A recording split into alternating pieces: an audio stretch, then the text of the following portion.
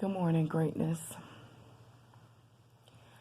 I want to talk about the third eye, or what people refer to as the all-seeing eye. So, when it comes to that,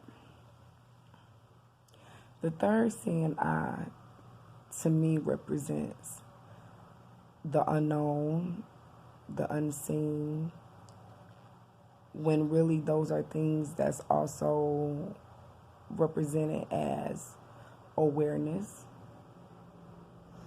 A lot of people say that it's bad, it's demonic, it's all these scary, fearful things, or put you in a mood that is fearful. We don't even know what any of that is because a lot of the times we're afraid of ourselves. So let's not judge it. Let's figure out what it really means. When you have all your senses, some people say that that's the best thing ever, and to lack one is horrible. For people who have all their senses and lose one, they may feel like it's horrible. But for somebody who was born without one or two, isn't it true that other senses are stronger because they lack the ones or one that they missed? For instance, if I couldn't see with the two eyes is right here, I would be able to hear more. I will be able to feel more. And when I say hear and feel, I mean understand it differently than what I'm used to understanding, or somebody who has it would understand in a different way.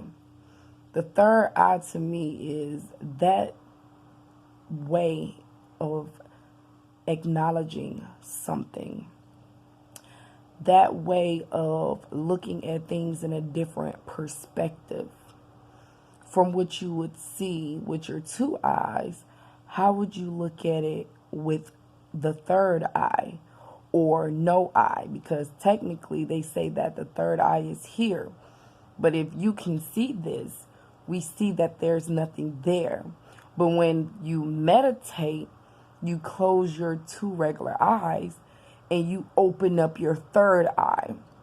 And when you're opening up your third eye, you're not seeing things in a human form or things that you would see with your two eyes. You're seeing things in an imaginative or in a spiritual way. When I say spiritual, I mean in a source energy way, in a way that you would not see with your two eyes. The unimaginable, or the unknown, the unseen, what we don't recollect, what we are not familiar with. We be so wrapped on being afraid to see things for what they really are, so we give it characteristics to sugarcoat it or make it easier to intake the first time you see it or deal with it. Another example, when you come to the point of of fear, say you're about to go on a date and you want to meet somebody for the first time, or you're about to meet somebody for the first time.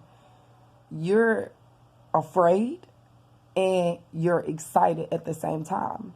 See, those two feelings feel the same, so you don't know the difference. So you acknowledge that you feel both. I'm nervous, I'm jittery, I got the butterflies because I'm about to see somebody I never met. You don't know what you're about to expect. So you have your negative thoughts and you might have your positive thoughts. I think those negative thoughts come from the fear part about it, of course. And then the positive thoughts is the excited feeling that you feel, because excitement is of something great. And things that are negative, and when you're fearful, those feelings don't feel too good. This is a part of the manifestation thing I was talking about. You have to distinguish and understand what you're feeling, why you're feeling it, and when you're feeling it, and how to control your reactions by redirecting your thoughts during the process. That's why it's important to take your time, slow down, wait. I feel this. Why do I feel this? When am I feeling this? Where am I feeling this? Continue to investigate yourself. Investigate yourself. Interrogate yourself. Ask questions. We're too busy asking questions about other things. Ask questions about you. You worried about who fat, who skinny, who tall, who cute, who ugly, what it's going to be like, where it's going to be like, how it's going to be like, everything. What it's going to hit like. We need to be worried about self. Once we figure out self,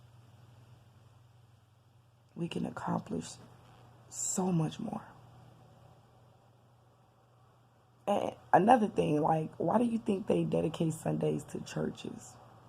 It's some type of teaching of spirituality, but people based on religion. But I ain't gonna get on that right now. My point is, if the law is to give time, or what they say you should do, give time to learning spirituality or what you worship, don't you know or think, I hope you don't think that people that don't go to church don't get some type of spiritual teaching throughout life. And my point behind that is, take the time to educate yourself. Take one day out the week. Take a couple hours out the day. A couple minutes. Whatever it takes to find out you. Study you. Educate yourself on you and stop educating yourself on somebody else's business. You will know everybody's business if you know you, because guess what? You'll be looking out your third eye.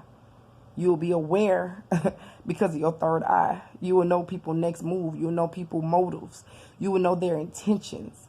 You will know because that you paying attention to their body language, how they speaking. If it's familiar to you, ooh, this seemed like something happened last time.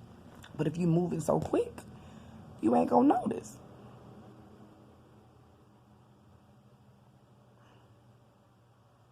Get to know you. I am the great teacher because I am a great learner.